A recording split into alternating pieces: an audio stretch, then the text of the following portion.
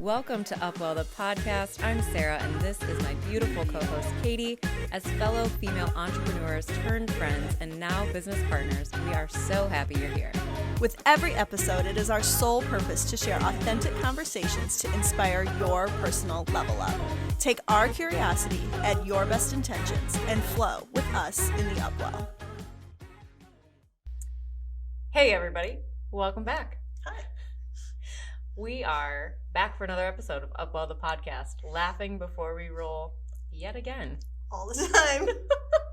You guys, we're just so awkward. It might not feel like it when you're watching this because we may look like we have it all together, but pre-cameras rolling, what we say, someday we'll just start rolling and we'll just share with you, I think. Yeah, it's kind of silly what we got. We just never really know how to roll into it, so we just start saying weird things and then we go. And then we go. And here we are. Here we are. And here you are. So thank you for joining us. Another episode of UpWell The Podcast. We're back for another good conversation. I don't know if anybody can see our poor palm tree behind us.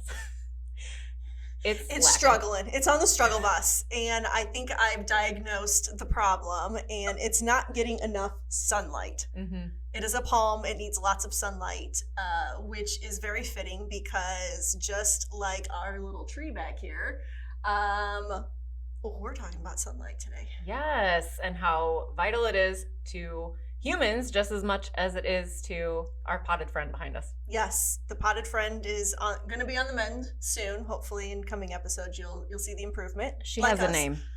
Her Majesty. Her Majesty is what we call our palm tree. So we hope she doesn't die. We're going to try to give her some sunlight, and hopefully we can revive our potted friend. Yes. She'll look better as the episodes come on, and so will we as we get tanner with each coming episode moving forward. All of our appearances will improve exponentially in the coming weeks. I am happy to say, though, I've got my base tan rocking, though, already. Me too. I got mine started about mid-April, which was a little earlier than usual living here in the Midwest, but I think that I'm well on the way to having my bottom layer rocking and rolling so that I'm good to go for the summer months. Yeah, and then you don't burn and you feel like you can kind of build on it. And I just think even outside of how being in the sun actually makes you feel internally and mentally, which we're going to talk about a little bit today, but you just feel so much better when you've got a little color. Like, you just feel good. I think everybody looks better when they've got a little bit of sun. Yeah. Unless you're naturally really fair skinned, which, you know, I feel like you can tell if that's more of your natural color, but most people just I feel like I look sick sometimes. In the winter, I'm like, I look like I've been locked away, which I have been, essentially. It is just because I've been inside too much. So. Right. We live in the Midwest, though. I know. But we're in spring. This episode is airing about the end of May. Happy Mother's Day. Happy belated Mother's Day to all the moms watching. We appreciate and love you, all of the dog moms and the step moms, and whether your children have 2 or 4 legs, fur or not. Or fin. You could be a fish mom. Yes, you could be a fish mom too. If you're taking care of somebody or taking care of yourself, you're a mother. Yes, if your children do or don't have a tail. So happy Mother's Day to everybody out there. Yes. So we're going to jump right in, I think. As we said, we're talking about sunshine today, and we're going to kind of cover 2 more specific topics because we were talking before we started rolling, and you could really go a bunch of different directions with sunlight because it is so crucial to how we feel and how we survive as a species, not only by growing the plants that we need to live on and feeding the animals that we also consume. It's part of the ecosystem, but there's kind of 2 main topics that we're going to cover today, so you can learn a little bit more about the importance of them in your own life, but we're going to talk a little bit about vitamin D and UV exposure. So I want to talk right away about vitamin D, just some of the benefits of it, so you know exactly what it does in your body.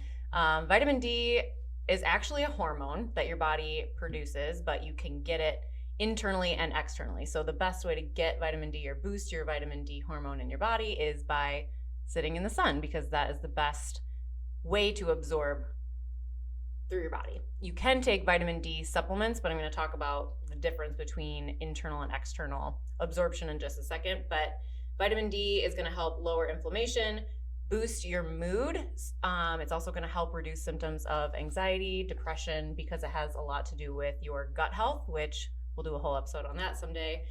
So it supports your immune function, can prevent skin disorders like eczema, promote bone density, and improve cell turnover. So it's good kind of anti-aging too, vitamin D.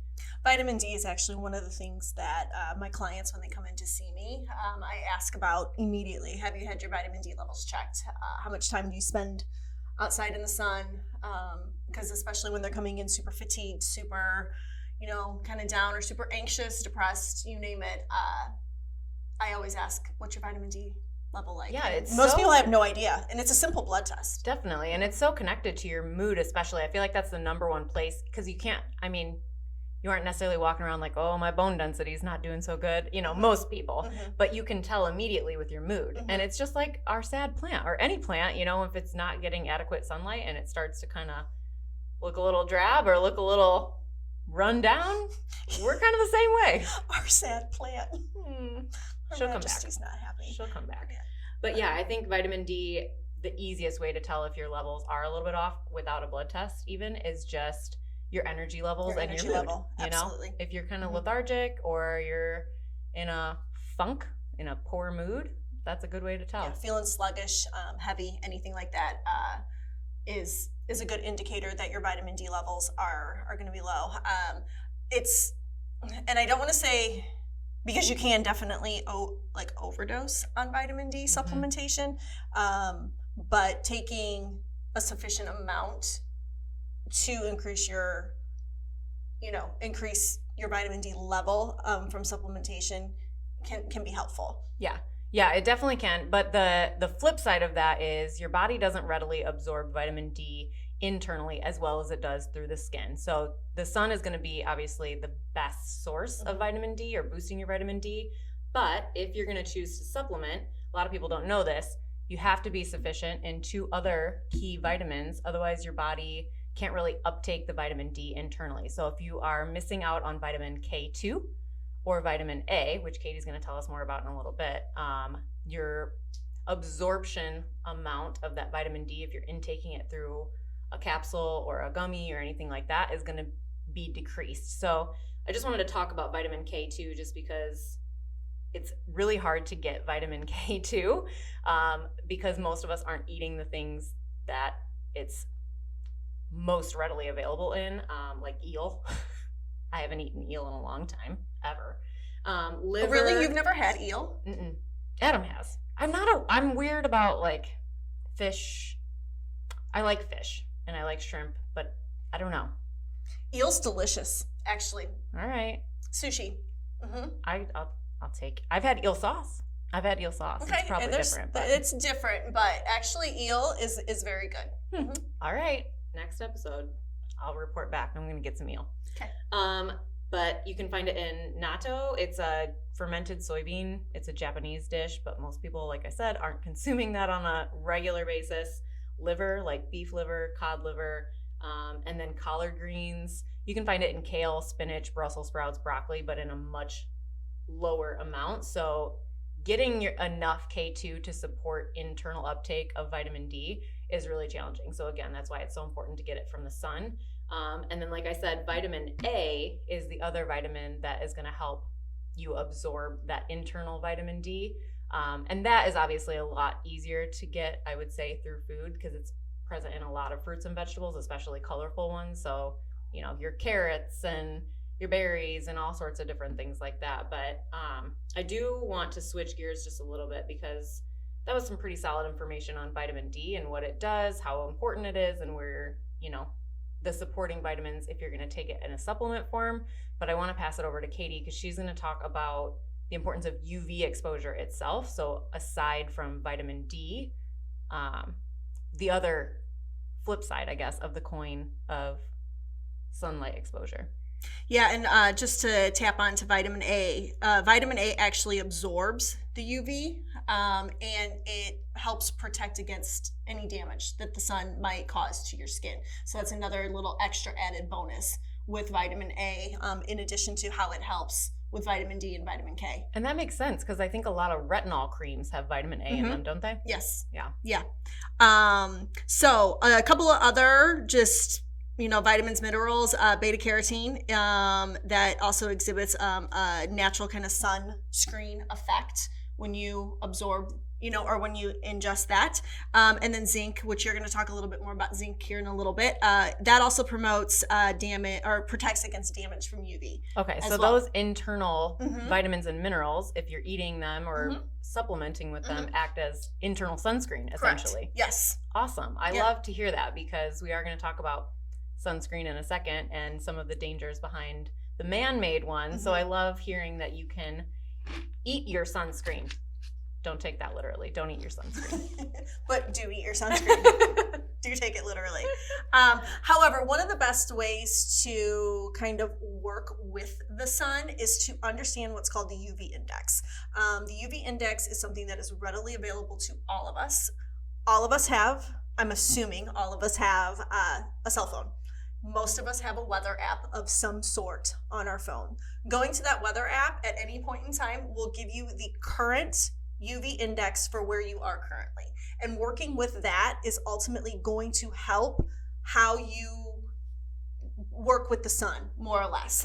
So different times of the year, obviously, the rotation of the earth and how everything shifts, our UV exposure is going to be higher or lower depending on the season. Winter, obviously the UV index is going to be much lower. As we get into spring and summer, the UV index does increase. So I just want to go over real quick kind of the breakdown of that. And there is a Instagram post on my personal page that has all of this information in it as well that you guys can check out if you're wanting to save it as a little nugget of knowledge. So with the UV index, so a 1 to 2 is a low level, and you're going to get that low level in the morning time or the nighttime. So like first thing when the sun's starting to rise, and then overnight, the UV like index. Sunset. Yes, late sunset though, like late sunset. And then overnight, the UV index is 0. Because obviously the sun went to bed. So when you're at a low level, you're not going to burn. You are not going to burn under those conditions, and no protection is needed. So that's kind of nice that you can kind of get out, get a little bit of that UV exposure. You're not going to get as much vitamin D during that time though, because the UV exposure is much lower. So that, is something to take into consideration. Once you get into the range of the 3 to 5, that is considered the moderate range. And that is going to be in late morning or early evening. So that's going to be more your actual, like the sun is rising. Like you can watch the sun come up over the horizon, or you can watch the sun go down on the horizon. That is like that time of day. Yeah. And those UV hours, which we are going to do a whole episode about sleep, but that's kind of the hormone balancing hours of the day where you're regulating your cortisol and your melatonin. So if you're looking to improve your sleep or your energy levels, exposure during those moderate hours, I think is crucial. So that time when the sun is coming up and before, right before it goes down, making sure you're, like you said, your eyes are exposed to light at that 3 to 5 UV index range can really help internally, mood, hormones, energy, all that. Another reason why it potentially is called the golden hours. Oh yeah. Yeah. Not only do you look golden, but what it does for your body is really great. Next range is going to be the 6 to 7 UV index range.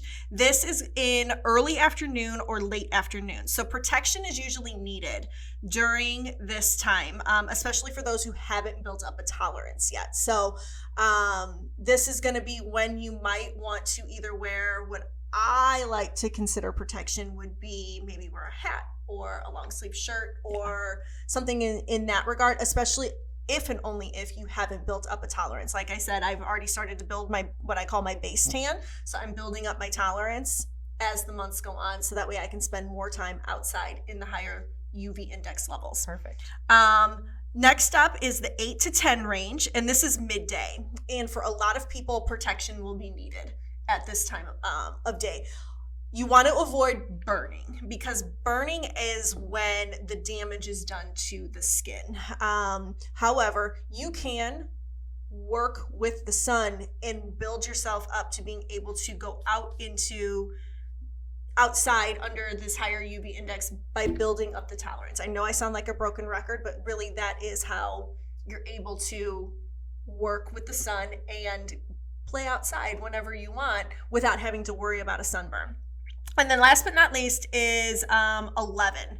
And basically it's 11 plus. So anytime it's this high, usually the heat index is going to be the bigger issue. Yeah. So just about everybody is probably going to want to be inside at this point, but that doesn't mean that you can't be exposed to natural light during this. So you could be inside, but you could be near a window, or you could, still avoiding a bunch of artificial light and getting that natural sunlight, but doing it from an inside area to where you're not fully baking in the sun is going to be crucial, because at this point 11 plus doesn't happen. I was just going to say, I don't know if I've ever seen that. 11 plus usually is going to happen in places that are closer to the equator. That makes sense. Because, obviously that range, they're in a much shorter seasonal differential closer to the equator.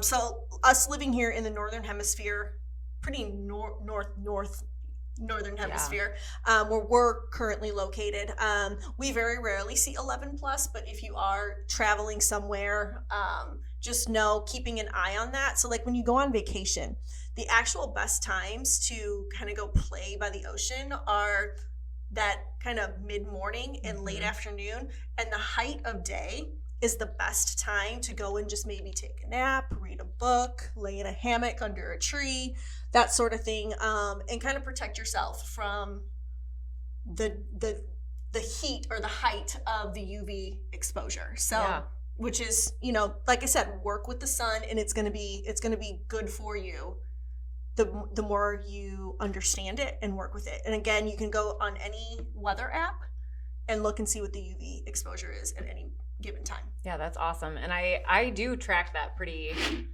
closely, because I do try to get a good amount of UV exposure for vitamin D purposes and for all the other things that you talked about, not just to regulate my circadian rhythm, but all the other benefits. So I always wonder what the difference is, between getting UV exposure on my skin versus just getting it in my eyes. Am I going to get the same benefits? I always think about too, when I'm inside, being near a window, like you were talking about, and just getting the exposure by looking outside and looking near the sun, not staring at the sun. But what are some of the benefits of eye exposure also? So you can't have one without the other, basically. So in order to get a tan, you have to expose your eyes to you have to expose your bare eye to the sun. And again, not looking directly at the sun. So this means not wearing sunglasses. So all of the, the cool aviators, or the Gucci, the Prada, the Fendi, the whatever, fancy dancy sunglasses. The only time I actually recommend somebody wearing sunglasses is when they're driving. Yeah. Just to avoid any glares on the road or anything like that. That's safety. The only, I have 2 pairs of sunglasses and they're in my car. That's the only time I wear them. Yeah. Otherwise, when you're just outside, playing outside, I say playing because really when you're outside, you're playing. Yeah. Is to not wear sunglasses, because ultimately what this is going to do, the UV is going to hit the eyeball. That is going to trigger your pituitary to create what's called MSH, which is your melanocyte stimulating hormone. This tells your skin to produce melanin. Melanin is a tan. Getting a tan is what protects you from higher levels of UV exposure. It protects you from the skin damage of it. So it's this chain reaction. Girl just schooled me.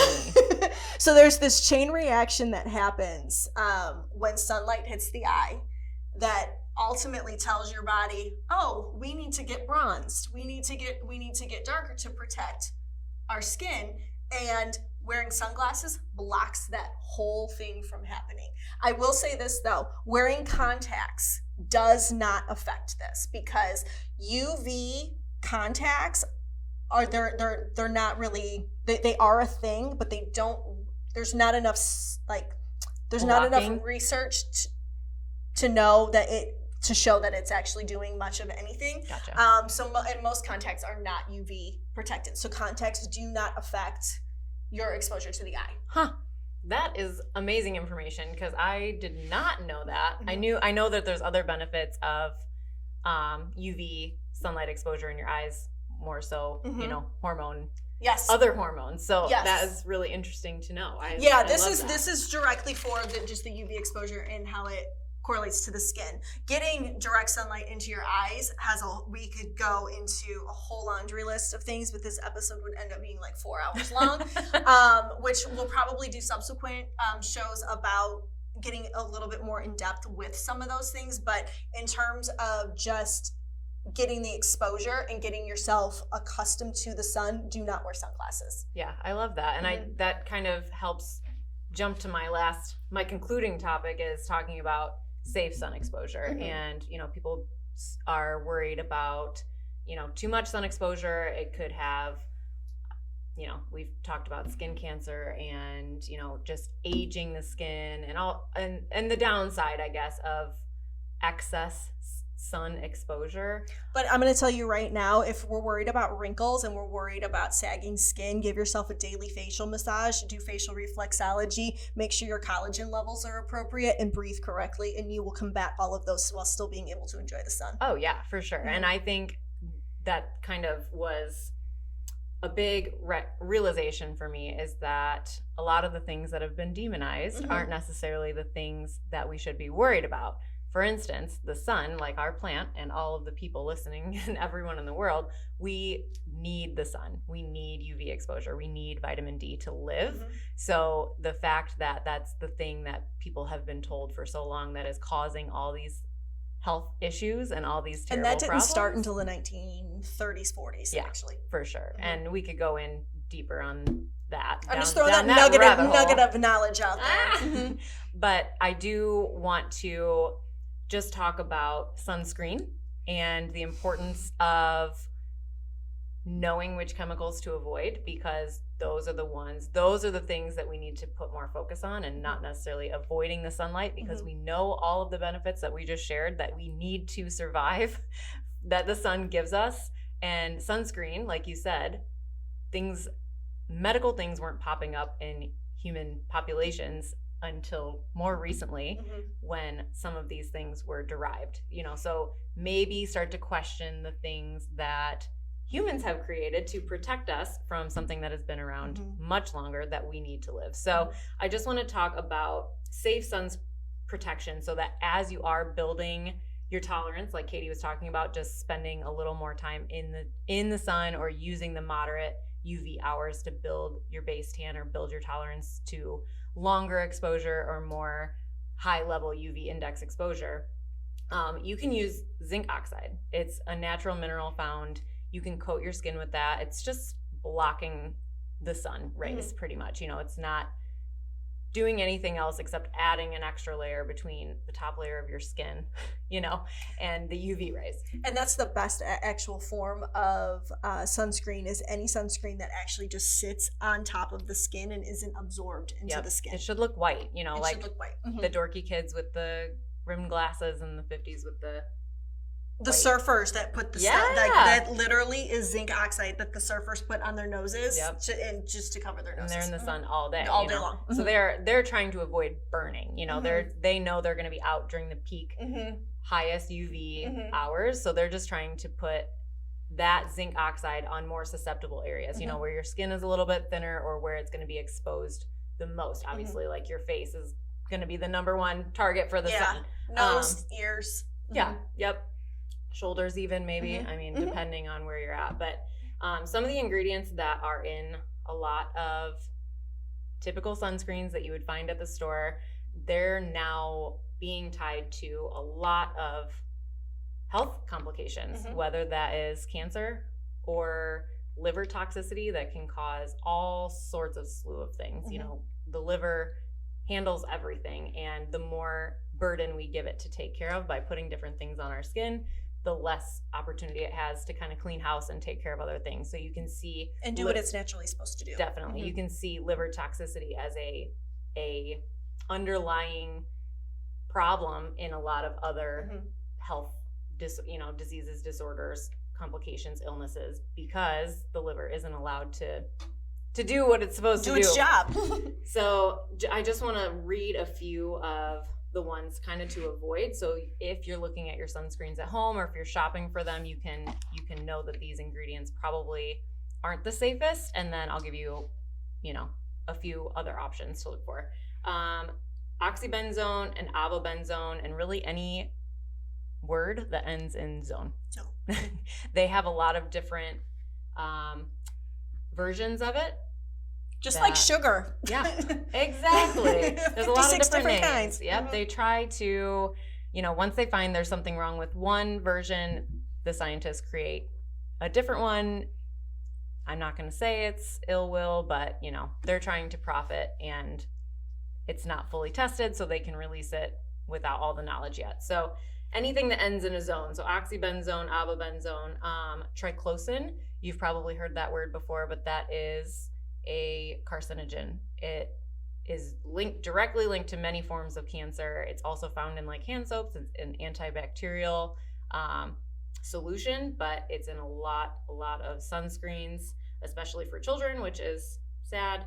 Parabens are molecules that you can find in a lot of personal care products because they usually change the viscosity of the product so they can make it thinner or thicker.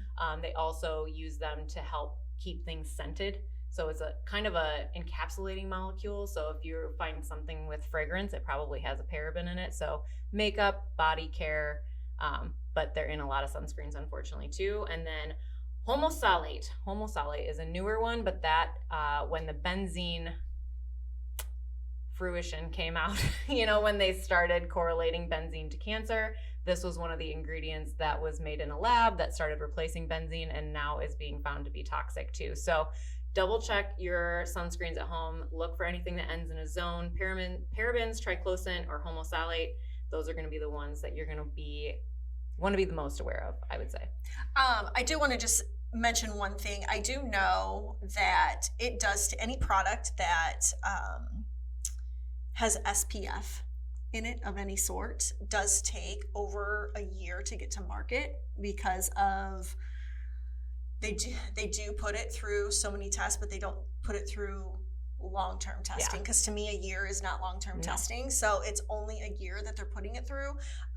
So just be mindful of that, so that when it's a new product coming on the market, there's only been a year's worth of a year is a minimum of what it has to go through in order to get to market. And even on top of not trying to scare you, based on these toxic products, it's also, like you said, it's an SPF. It's blocking your vitamin D and your UV exposure. So we just gave you all the benefits and all the amazing things that you need as a human to survive from these two types of things that you get from sun exposure, and SPF literally blocks those. So you kind of just have to think about, how can I safely be in the sun? How can I build my tolerance? Where can I start? Maybe it's a moderate sun hour and I just build on my time outside. You can literally start with just 15 minutes a day, 2 to 3 times a week, and it will drastically improve your health as an overall thing. Starting with just 15 minutes outside when the UV index is maybe a little bit higher, 2 to 3 times a week. We understand that this is going to be very different very individualistic for every single person based on your skin type and coloration. So understand that we're not saying if you're the fairest skinned person, lay out in the sun at 1 o'clock in the afternoon for 15 minutes. That's not what we're saying, but know that working with the sun, but 15 minutes of exposure is actually really going to change your life 2 to 3 times a week. Yeah, it's just like anything, building a tolerance to. Like I wouldn't ask a first time exerciser to go run 15 miles. You know what I mean? So it's like you have to work your way up to it. It's the same with the sun. Even us in the Midwest, I feel like we have a good base tan now. We've been outside. We've been working on our sun exposure, but we have to ease into it. After a longer winter when we haven't had that good UV exposure, we we got to take our time. Yeah. And there are, I know 3 that I can think of off the top of my head, natural, quote unquote, sunscreens that don't have all of the synthetic chemical stuff in it. Coconut oil, olive oil, raspberry seed oil. Very nice. You can put those right on top of your skin. They don't, and those are just natural sunblocks. Natural sunblocks. I'm gonna have to try that because I think those are probably very skin conditioning. I would say yes, too, they are. Being in oil, and I think a lot of people reminisce about their days trying to get color. Long ago when we would put lemon juice and canola oil or something. I don't even know. I don't know. Mine wasn't canola oil. Mine was just I mixed the lemon juice into like water, and I think it was baby oil. It was baby oil, and I would just spray it on my hair. Oh boy. Yeah. I would put it all over my body, and I'm sure baby oil is a lot different than a natural. Yeah, when I wanted the natural highlights, I would just spray that on my hair. There was a product too. I can't remember the name. Sun-In, yes, Sun-In. When you wanted to lighten your hair. No, for girls with dark hair, that meant you get copper. Yeah. Sorry. I used to just put like this, like the tanning oil. It had no SPF, or it had SPF like 4. And I would lather myself in that. Oh yeah. I mean, I was kind of stupid with my sun exposure. Oh, me too. When I was a lot younger. Now I wanted to get as dark as I could, as fast as I could. And that's probably not, according to what we talked about today, probably not the best way to go about it. No, and it's not the best way to go about it. But you can work up to that really deep golden tan over time, and it doesn't have to be that instantaneous I need it now effect. I know. I do need it now, but it's okay. I'll take my time. I'll do it safely. I will focus on my UV exposure and the UV index. I think that was some great information, and all the things we learned about vitamin D. It's so crucial. I highly recommend that you guys kind of, again, we always talk about doing your own research. Look up some of these things, find out what vitamin D does in your body, other sources of it, other ways you can get it. Yeah, other ways you can get it internally. Increase your vitamin K uptake and your vitamin A. We know that helps with vitamin D intake and acts as an internal sunscreen. So I loved all the little nuggets that we shared today. Yeah, get rid of the sunglasses. Unless you're driving, then you can then wear them. But otherwise, ditch the sunglasses. Get that exposure in the eyeball. Yep, awesome. Cool. Well, next week we will revive Her Majesty. Yes, she's on the mend. We're gonna make her green again. We'll put her in full view as soon as she's blossoming and beautiful. All right, guys. Thanks so much for joining us for another episode of UpWell The Podcast. You can find us online, Instagram, YouTube, Facebook, at UpWell The Podcast. You can find myself personally at barefoot.katie. You can find Sarah at Sarah Barron. So until next time, take care of yourselves, take care of each other, and take care of the world around you. Bye. Bye, guys.